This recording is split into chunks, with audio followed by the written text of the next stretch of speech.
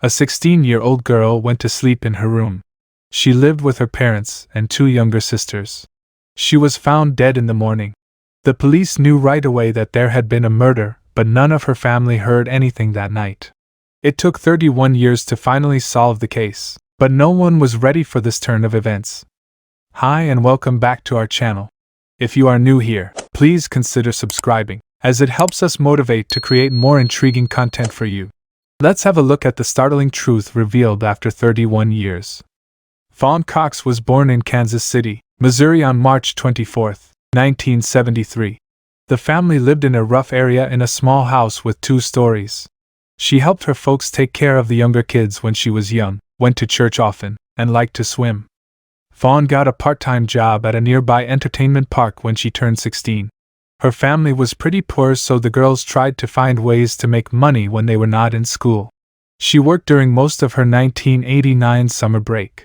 Most of the time the girls sold tickets to rides from behind the cash register. She finished her job on Wednesday, July 26, around 10 p.m.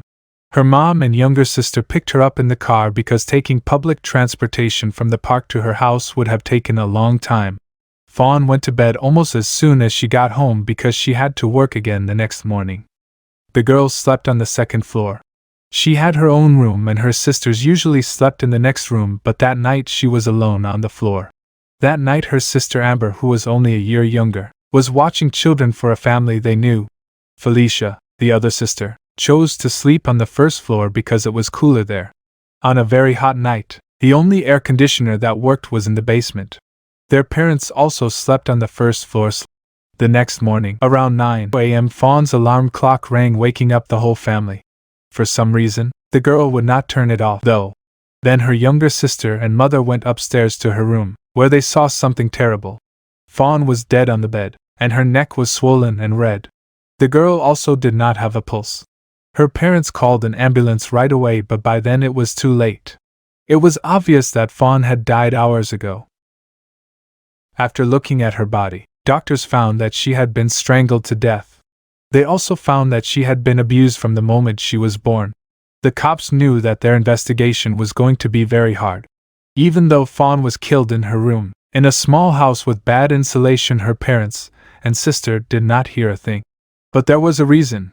The air conditioner on the first floor was old and very loud, which made it hard to hear anything else in the house. Fawn's sister was the only one to notice anything strange that night. Even though their dog was acting nervous and barking, they did not pay it much mind. People thought that this was because the dog was pregnant. The cops found several important things when they looked at the scene. They thought that the person or people who broke and got in through a window on the second floor that looked out onto the backyard. There was an old trailer stopped near the house that could be used to easily climb up to the outbuilding's roof, which was almost at the same level as the window. The window had been left open because the second floor did not have air conditioning and people had to find a way to deal with the heat. The experts found the first important signs in Fawn's room. They found a few short hairs, small blood stains, and traces of semen on her bed sheet. Everything was sent to the lab to be looked at. A few things were also missing from the house, like radios, a Nintendo game system, and a stereo recorder. Several other things were found on the ground in front of the house. It looked like the thief had thrown them out the window to take them with him, but left them there for some reason.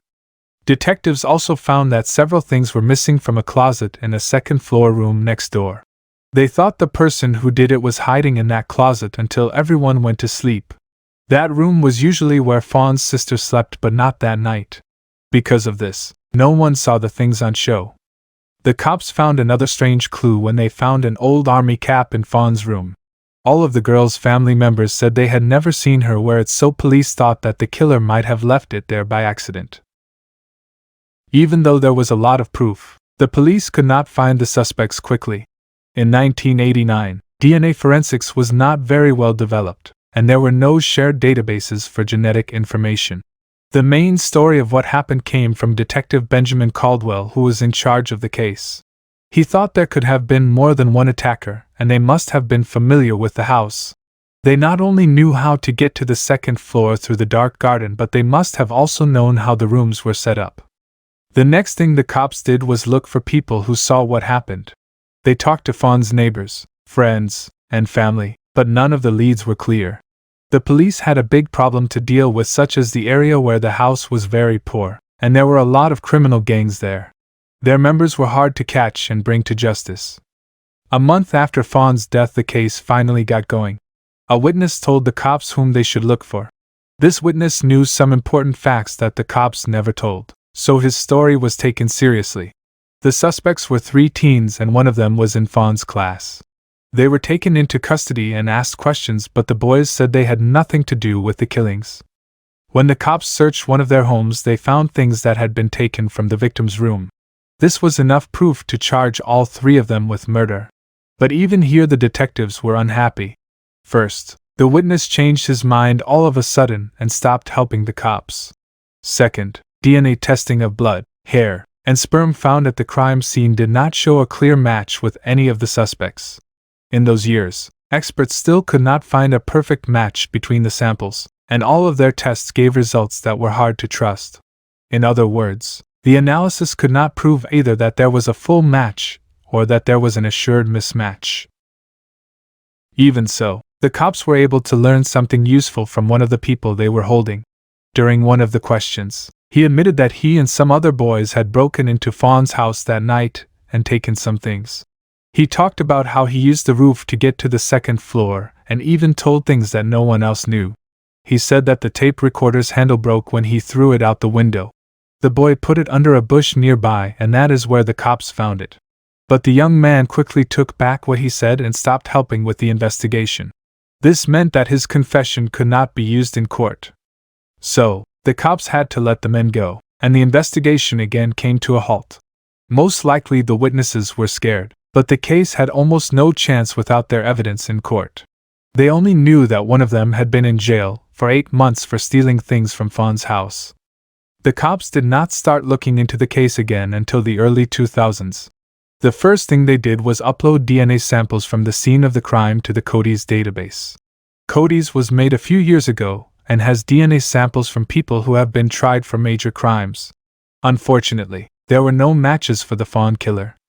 Scientists have made a lot of progress in their study of DNA, which led to the creation of this database. It let the cops get DNA samples from the 3 original suspects so they could do more tests. This time, experts were sure that the hair, sperm, and blood did not come from any of the 3 people. This raised even more questions. Could it be that 4 thieves sneaked into the house, killed Fawn, and then left without anyone noticing? The cops still did not know the answer.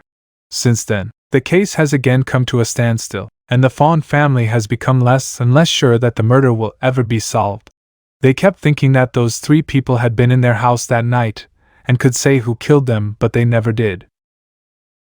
A DNA sample kept in the police lab was the only thing that could help them find out the truth. Something interesting took place in 2018. Amber, Fawn's younger sister, told some scary things about what happened.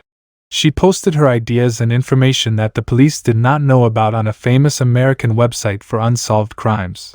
The forum had been around for 20 years, and during that time, its members had helped the cops with several high-profile cases. Amber's name was checked out, so her post was worth paying attention to. She worked as a nanny Monday through Friday, and the only time she was home during the day was on the weekends. The girls slept on the 2nd floor in the same room where the thieves had broken in. So, it would have been easy to find the thieves. They would have also kept an eye on the house and waited until Fawn's mother and younger sister went to get the girl from work. Even with all of this, Amber's story did not help solve the case anymore. But it was already 2018 and DNA studies had come a long way in terms of science. Thanks to new research tools, dozens or even hundreds of old cases were being solved. Fawn's family saw everything, and they did not like how slow the cops were to reopen the murder case. They kept talking to officers about the case, and each time they got the same answer. Extended DNA testing costs money, and the police are busy with a lot of cases. The family members had to wait for their turn and for the money to come in. But they decided to do something about it and started a fundraising campaign in 2019. The family wanted to pay for all of the DNA samples and also offered a $10,000 prize for any information that led to the capture of the criminals. Due to the case getting a lot of attention in the media and the family giving a lot of interviews, many people who cared answered calls for help. The family quickly got together the money they needed. Though, they were once again let down. The cops refused to start the investigation because it would hurt the victim's family. The lead detective said that in this kind of case there would be a big problem. If the family of one victim could pay for these tests and get the results quickly, then hundreds of other families who have been looking for years for who killed their loved ones should have the same right. But it is hard to do this in real life because there are only a few labs in the world that do innovative DNA tests, and with so many people wanting them at the same time, they do not have enough resources. The best company in this field is Parabon Nanolabs, which we have talked about many times in other movies. In the study of DNA, they have come a long way, from being able to find a person's relatives from the smallest genetic samples to being able to make a rough picture of the person whose DNA they have. This lab was going to study the samples that were left in Fawn's room the night she was killed. The girl's family thought that the police were not interested in their case because they were poor and lived in a bad area. They thought that murder was not a top concern for police. In an interview, Fawn's sister said that if the murder had happened to a wealthy or high-ranking family, all the appropriate investigations would have started right away. Unfortunately, they were never able to speed up the process, and the long-awaited breakthrough did not happen until late 2020. But that kind of truth was not ready for the family. The cops did send samples from Fawn's room to a lab. The FBI paid for this. From there, they started a careful look at the DNA and a search for possible cousins of the people who had it. Most of what they did was based on the sperm they found at the crime scene. In November 2020, they were finally able to track down the person whose DNA was matched. It turned out to be Donald Cox, Fawn's cousin. The whole family was shocked. When Fawn died, Donald was 21 years old, and no one even thought he might have been involved.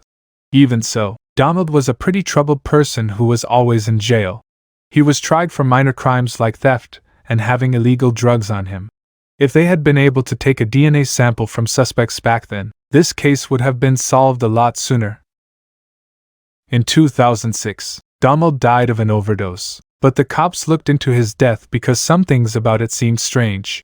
Because of that probe, a sample of his DNA was kept, but it was not put into the FBI database because the man, in that case, was a victim, not a criminal. After the experts told the police about what they had found, the police compared the sample to the semen found at the murder scene and found that it was a perfect match. Even though this is a sad finding, the family now knows the answer to a question that has been bothering them for 31 years. But there was still one very important part of the story.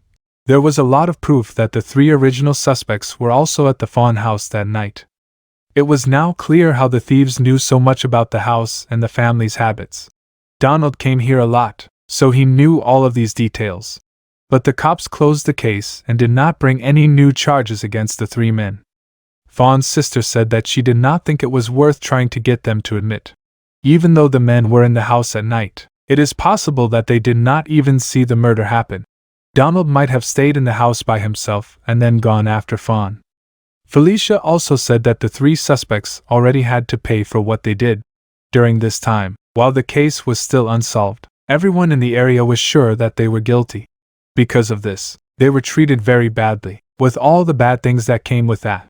According to Fawn's sister, their lives were pretty much over. Also, after the case was over, it turned out that one of the suspects' families was the one who told the cops about them. Relatives looked through his things and found a Nintendo set-top box. They knew that this was the one that had been taken from Fawn's house. Everyone in the neighborhood already knew about it because it was on the news. In any case, there is no way to show that they are guilty. And the killer's name is finally known to the victim's family. He went 17 years without getting in trouble for what he did. During that time, he kept in touch with his family as if nothing had happened. Eventually, though, his drug abuse put him to sleep, and he was no longer a threat. Tell us what you think about this story in the comments below. Also do like this video and subscribe to our channel. Thanks for watching.